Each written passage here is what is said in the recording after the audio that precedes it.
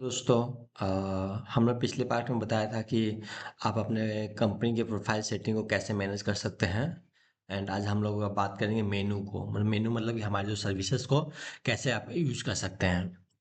यहाँ पर आप कुछ पॉइंट आप देख रहे हैं, जैसे order book, customer book, package, fund, income, blog, coupons, contacts and logouts. जैसे इसमें ऑर्डर बुक में हम लोग पास पैकेज ऑर्डर, लेवल ऑर्डर्स हैं। कस्टमर में customer list, blog, search, active deactives, package list, package add, wallet recharge, fund के रिटॉल्स हैं। मतलब जितने तरह का फंड को मैनेज करने के लिए आप फंड में आप ये यूज कर सकते हैं। पैकेज क्रिएट करना तो पैकेज क्रिएट कर सकते हैं। इनकम को आप मेंटेन करना तो इनकम यहाँ मेंटेन कर सकते हैं।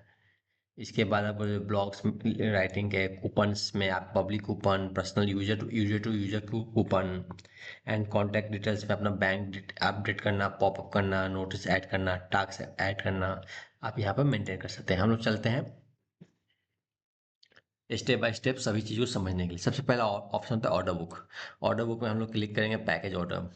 पैकेज ऑर्डर क्या होता है? ये आपका ऑर्डर आईडी जनरेट होता है और किस नंबर का पैकेज को आपने परचेज किया है कस्टमर ने, यहाँ दिखता है। किस कस्टमर ने पैकेज परचेज किया है, कितना अमाउंट का वो पैकेज था, कितना दिन उसको डेली देना है, एंड स्टेटस क्या है, वो क्रेडिट है, ये है, एक्टिव है, डिएक्टिव है मतलब।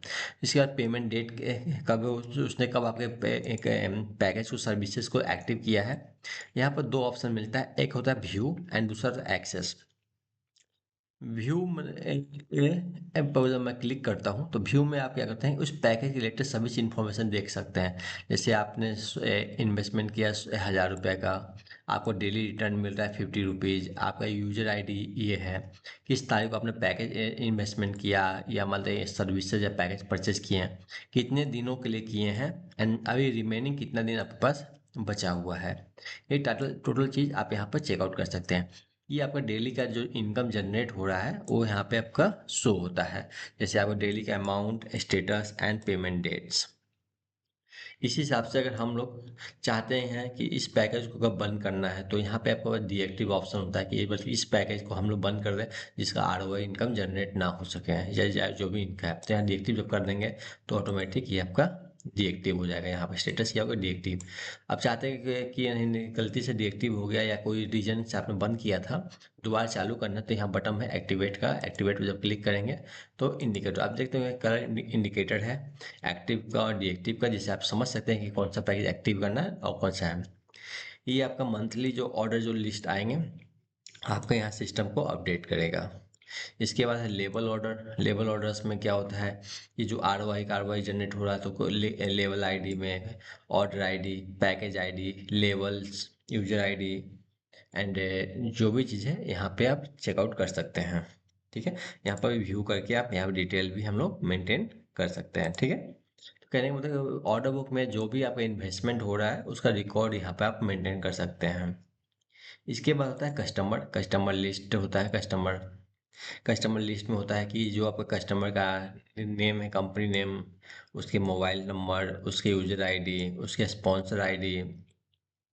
तो यहाँ पर जितने भी आपके कस्टमर लिंक जुड़ते जाएंगे, यहाँ पर लिस्ट अपने आप बनते जाएंगे।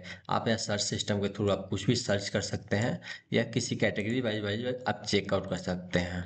ठीक है, तो यहाँ पर इसके बाद आपको चार तरह का बटन दिख रहा होगा हर यूजर आईडी के सामने। हर यूजर आईडी के सामने चार बटन देखने का मतलब ये होता है कि आपके पास जैसे कि आप किसी यूजर को, आप जैसे मान लें कोई यूजर है मैप्स सॉफ्टवेयर 001, अब इस पर चार ऑप्शन है। एक है view, edit, deactive and active.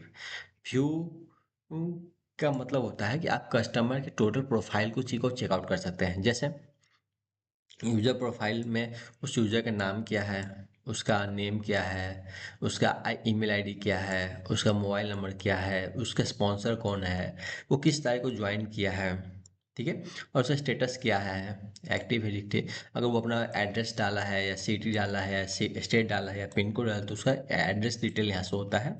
Then उसका बैंक डिटेल, उसका बैंक नेम क्या है, अकाउंट नंबर क्या है, आईएफएससी कोड क्या है, उसका यूपीआई आईडी क्या है, जिससे आप उसको पे आउट कर सकें। इसके बाद उसका पासवर्ड, ये पासवर्ड इंक्रिप्टेड फॉर्मेट में रहता है जो आपको कर देख पाते हैं। देन विड्रॉल पासवर्ड से जो होता है इनक्रिप्टेड फॉर्मेट में रहेगा। ये सिर्फ अभी क्या है, वो पासवर्ड दिखाने के लिए, नहीं तो दोनों इनक्रिप्टेड फॉर्मेट में ही रहता है। इसके बाद कस्टमर का केवाईसी सिस्टम, कस्टमर का प्रोफाइल, पैन नंबर, उसके Aadhaar, front voters, back voters and उसके बैंक डिटेल्स। ठीक है, यहाँ पर केवाईसी एडिट पर आप चाहेंगे तो एडिट कर सकते हैं सभी चीज़ों को। इसके बाद उसके पास करेंट वॉलेट, उसने कंपनी से कितना रुपए इनकम जनरेट किया है वो यहाँ शो होता है, एंड उसने कंपनी में कितना रुपए का रिटर्न जनरेट हुआ है, उसके लेवल्स में कितना जनरेट हुआ है, उसके कितना रुपए का इन्वेस्टमेंट या पैकेज या सर्विस परचेज किया है वो दिखता है यहाँ। उसने कंपनी से कितना विड्रॉल किया है वो दिखता है। उसने कंपनी कितना फंड ऐड किया है ये दिखता है। उसने कोई अगर सैलरी या रिवॉर्ड सिस्टम आप दे रहे हैं तो यहाँ पर दिखता है। ये टोटल अमाउंट शो होता है। आप जैसे मान लीजिए टूर कंपनी कितना विड्रॉल किया तो विड्रॉल टोटल शो होगा, लेकिन यहाँ पर लिस्ट वाइज शो होगा कि विड्रॉल उसने कब कब किस किस दिन को पेमेंट किया है। ये सारे रिकॉर्ड देखेंगे। यहाँ रिफर लेवल में जितने जनरेट होते हैं वो यहाँ पर शो ऑफ होता है। इसके बाद यूजर लिस्ट में उसने कितने लोगों को रिफ़र किया है तो उसने रिफ़र का लिखा रहेगा। इसके बाद ज्वाइन डेट लिखा रहेगा, एक्टिवेशन डेट लिखा रहेगा। ठीक है, कि इसने जैसे जिसने ज्वाइनिंग किया 7 तारीख को और एक्टिवेट हुआ है 17 तारीख के दिन। इसने ज्वाइनिंग किया 7 तारीख को, लेकिन अभी तक एक्टिवेट नहीं हुआ, इसलिए एक्टिवेशन डेट यहाँ पर नहीं है, शो हो रहा है। इसके बाद इसने कितने ऑर्डर लिस्ट है जो उसने इन्वेस्टमेंट किया, ऑर्डर लेवल में कितना है। और यहाँ per transaction record passbook system है, इसको पैसा किस किस आईडी से कितना अमाउंट कब कब मिला है या खर्चा किया है, यहाँ पर सारा रिकॉर्ड यहाँ पर शो होता है। कहने का मतलब कि इसमें आप टोटल चीज़ कस्टमर के फुल्ली प्रोफाइल सिस्टम को हम लोग चेकआउट कर सकते हैं। इसके बाद कस्टमर के कुछ भी चीज़ को एडिट करना है तो आपको एडिट करना है तो user ID, mobile number, name, email ID, address, city, state, password, जो भी चीज़ें, pan number, bank account number, IFSC code, UPI ID, branch, ये टोटल चीज़ को आप यहाँ से अपडेट कर सकते हैं।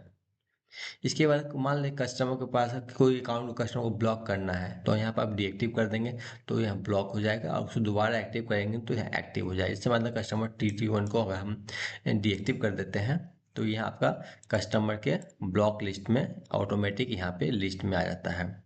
ये अकाउंट ब्लॉक हो जाए। अब ये कस्टमर नहीं लॉगिन कर सकता है, ना ही कोई एक्सेस कर सकता है सिस्टम को। इसको अगर गलत से हो गया तो दोबारा इसको आप एक्टिव कर देंगे तो ये लिस्ट ओपन खाली हो जाएगा और वापस चला जाएगा कस्टमर लिस्ट में, यहाँ पर शो हो जाएगा। तो एक्टिव डिएक्टिव ऑप्शन यहाँ से कर सकते हैं। कस्टमर एक्टिव करते हैं, जितने भी कंपनी में कस्टमर एक्टिव होंगे लिस्ट यहाँ शो होगा, एंड कस्टमर जितने भी डीएक्टिव होंगे, जिसने अभी तक आप कंपनी में इन्वेस्टमेंट या पैकेज या सर्विस नहीं लिया है वो यहाँ पर स्टोर होगा। Thank you so much. ये दिस पार्ट के लिए मैं थर्ड पार्ट में नेक्स्ट आगे बढ़ता हूँ।